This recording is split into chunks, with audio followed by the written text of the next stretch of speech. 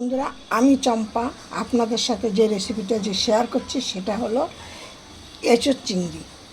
আমি আজ তো আপনাদের সাথে আমি আগে একটা শেয়ার করেছিলাম, সেটা হলো নিরামিষ এঁচোড় চিংড়ি করেছিলাম। আর আজকে আমি তো আপনাদের সাথে যেটা শেয়ার করব সেটা হলো চিংড়ি দিয়ে এঁচোড় দিয়ে। এখানে আমি সবার আগে তো তোমাদের সাথে আমি এইটা শেয়ার করছি।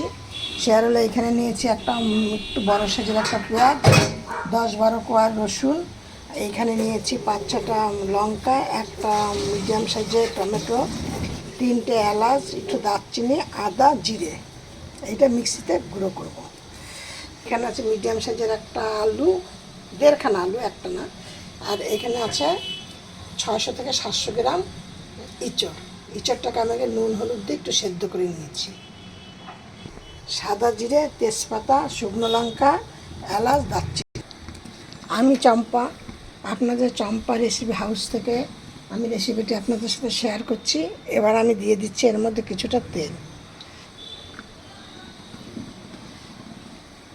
এখানে আমার 150 গ্রাম চিংড়ি মাছ আছে। এই চিংড়ি মাছটা এবার আমি আগে ভেজে তুলে নেব। এবার দেখো আমি মাছগুলোকে তুলে নিচ্ছি। এখানে কিন্তু আমি ভুলে বলেছি 200 গ্রাম মাছ আছে। এবার আমি এখানে দিয়ে দিচ্ছি, এই তেলটার মধ্যে আরও তেল দিয়ে দিচ্ছি। এঁচোড় তো একটু তেলটা বেশি লাগবে। এবার এর মধ্যে দিয়ে দিচ্ছি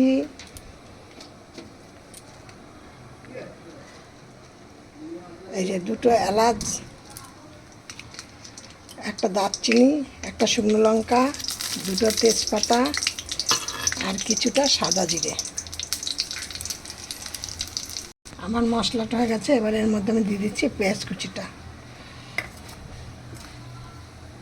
পেঁয়াজ কুচিটার মধ্যে একটু হলুদ দিয়ে দেবো, তাহলে তাড়াতাড়ি পেঁয়াজ কুচিটা নরম হয়ে যাবে। আমি কিন্তু এক এক করে এটা ভাজা করে ওটা ভাজা করে সেইভাবে করি না, আমি একদম ঘরোয়া পদ্ধতিতে করি। তোমরা এইভাবে করে দেখবে একদম অল্প সময়ের মধ্যে। গ্যাসের যা ক্রাইসিস, তোমরা যদি এইভাবে করো অল্প সময়ের মধ্যে খুব সুন্দর রান্নাটা হবে। রেসিপিটা একবার তোমরা করে দেখো। আমি এই পেঁয়াজটা যখন একটু নরম নরম হয়ে আসবে, দিয়ে আমি তার মধ্যে দিয়ে দেবো এবার এই রসুনটা।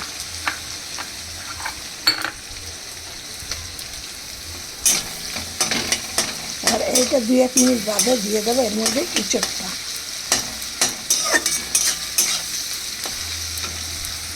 এই মশলাটার মধ্যে কয়েকটা মগজদানা দিয়ে দিলাম। এবার দেখো এর মধ্যে আমি দেবো ইঁচড়টা। ওই পেঁয়াজ রসুনের মধ্যে ইঁচড়টাকে দিয়ে দিয়েছি, দিয়ে এবার আমি চাপা দিয়ে দেবো। তারপরে যখন ইঁচড়টা ভালো নরম হয়ে যাবে তখন আমি আলুগুলো দিয়ে দেবো। এবার এর মধ্যে দিয়ে দিচ্ছি আলুগুলো। ভাজা ভাজা করবো, আলুগুলোকে ভেজে নেবো। ভেজে এর মধ্যে একটু নুন দিচ্ছি।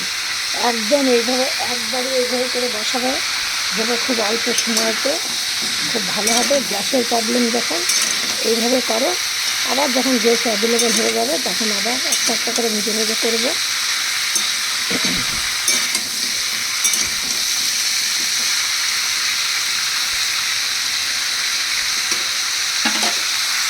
এবার আর এটা নাড়া যাচ্ছে না, নিচে লেগে লেগে যাচ্ছে, তার মানে ভাজা হয়ে গেছে। এবার এর মধ্যে দিয়ে দিচ্ছি এই যে যেটা তোমাদের বললাম যে পেস্ট করে নিচ্ছি ওইটা। আদা, জিরে, মগজদানা, এলাচ, দারচিনি, 2-3টে গোলমরিচ, কিছুটা মগজদানা, এইসব। এবার এর মধ্যে দেবো আমি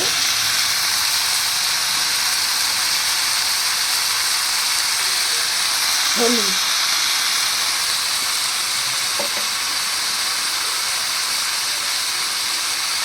কালারের জন্য দিচ্ছি কাশ্মীর লঙ্কার গুঁড়ো। চিনিটা যে যেইভাবে খাবে সে সেইভাবে দেবে। আমি 1 চামচ চিনি দিয়ে দিলাম। আর নুনটা এখন দেবো না, কারণ ভাজার সময় নুন দিয়েছি, সেদ্ধ করার সময় নুন দিয়েছি। নুনটা একটু পরে দেবো। আমি 4টে লঙ্কা পেস্ট করে দিয়েছি। এবার এর মধ্যে দিয়ে আরও 2-3টে লঙ্কা দিয়ে দিলাম। মানে ওইটা কিন্তু এমনি গোটা দিয়ে দিলাম, যে যার দরকার পড়বে প্রয়োজন পড়বে সে নিয়ে খাবে।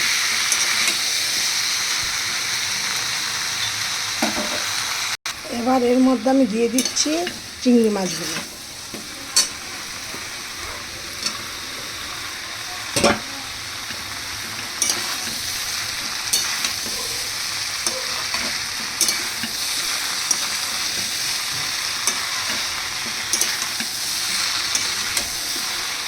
আরেকটা পাত্রে আমি এই যে জল গরম করেছি, এবার দিয়ে দেবো জলটার মধ্যে।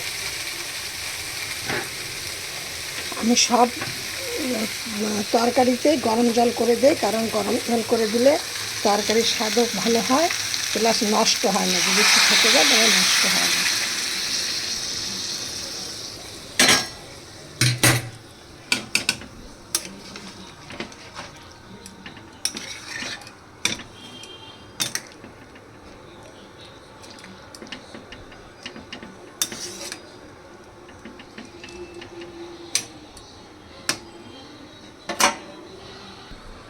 দেখো আমার রেসিপিটা হয়ে গেছে। এবার কিছুটা ঘি দেবো, দিয়ে নিয়ে এবার আমি এটা বন্ধ করে দেবো।